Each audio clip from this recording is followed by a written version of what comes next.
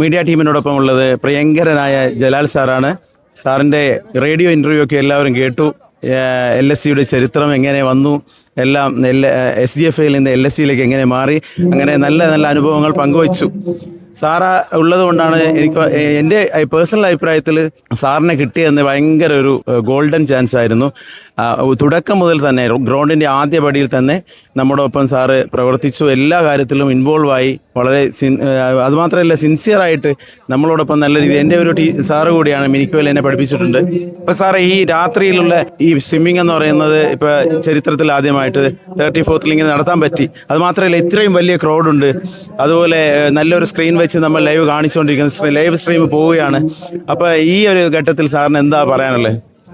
തീർച്ചയായിട്ടും ഞാൻ നേരത്തെ തന്നെ പറഞ്ഞല്ലോ, 34ാമത് LSG എന്ന് പറയുന്നത് അത് ചരിത്രത്തിൽ ഇടം നേടുന്ന ഒരു LSG തന്നെയാണ്. അതിൻ്റെ ലോഗോ ലോഞ്ചിങ് ഇറ്റ്സെൽഫ്, പിന്നെ ബാക്കിയുള്ള ഓരോ ഇവന്റും അത് ഓരോന്നും പുതുമ തന്നെയാണ്. അതിനോടൊപ്പം തന്നെ ചേർത്ത് വായിക്കാവുന്നതാണ് ഈ രാത്രിയിലത്തെ സ്വിമ്മിങ്.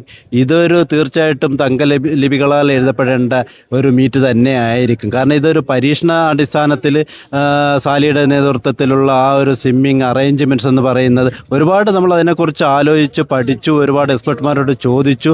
അവരെല്ലാവരും ആ ഒരു പോസിറ്റീവ് സമ്മതം തന്നതുകൊണ്ടാണ് നമ്മൾ ഇങ്ങനെ ഒരു പരീക്ഷണത്തെ തയ്യാറായത്. തീർച്ചയായിട്ടും കിൽത്താൻ ദ്വീപിലെ ഈ പരീക്ഷണം 100% വിജയിച്ചിരിക്കുന്നു.